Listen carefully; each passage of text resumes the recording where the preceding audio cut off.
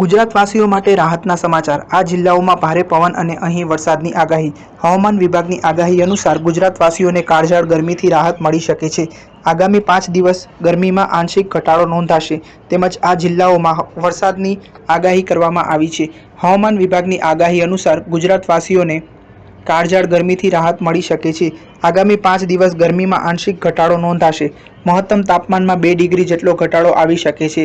રાજ્યમાં આગામી 5 દિવસ વાતાવરણ સૂકું રહેશે તેવી આગાહી કરવામાં આવી છે।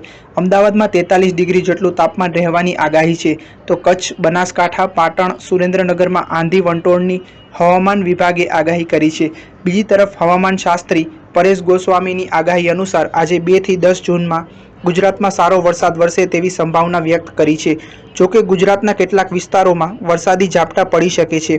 હવામાન વિભાગની આગાહી અનુસાર અમદાવાદ, અરવલ્લી, ગાંધીનગર, મહીસાગર, મહેસાણા, પાટણ, સાબરકાંઠા સહિતના જિલ્લાઓમાં 41 ડિગ્રી મહત્તમ તાપમાન રહે તેવી સંભાવના છે।